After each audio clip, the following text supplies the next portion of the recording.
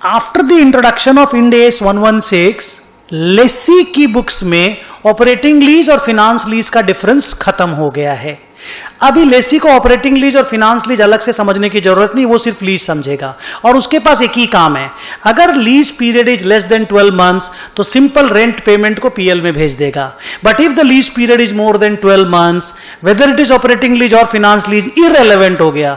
वो अपने सारे फ्यूचर लीज पेमेंट्स को प्रेजेंट वैल्यू पे लेकर के आएगा, either by using interest rate implicit in the lease, जो कि लेसर के पॉइंट ऑफ व्यू से निकलती है, और अगर वो रेट ऑफ इंटरेस्ट नहीं मालूम तो उसका अपना जो इंक्रीमेंटल बोरोइंग रेट है उसके हिसाब से वो सारे फ्यूचर लीज पेमेंट को प्रेजेंट वैल्यू पे लाएगा। एंड उस प्रेजेंट वैल्यू पे वो लीज लायबिलिटी अपनी बुक्स में लिखेगा और एक असेट अपनी बुक्स में लिखेगा। असेट का नाम होगा ROU, right of use asset.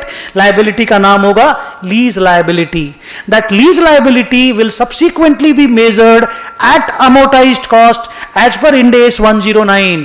And वो जो असेट अपनी बुक्स में आएगी उस असेट को normal property plant and equipment के हिसाब से, इंड AS 16 के हिसाब से जैसे डिप्रिशिएट करते हैं उस तरीके से डिप्रिशिएट करना पड़ेगा। एंड रिमेंबर, जो लीज लायबिलिटी है उसका जब हम पेमेंट करेंगे तो उसमें इंटरेस्ट अकाउंटिंग होगा, इंस्टॉलमेंट पेमेंट का अकाउंटिंग होगा, exactly we do in hire purchase और in amortised cost liability accounts.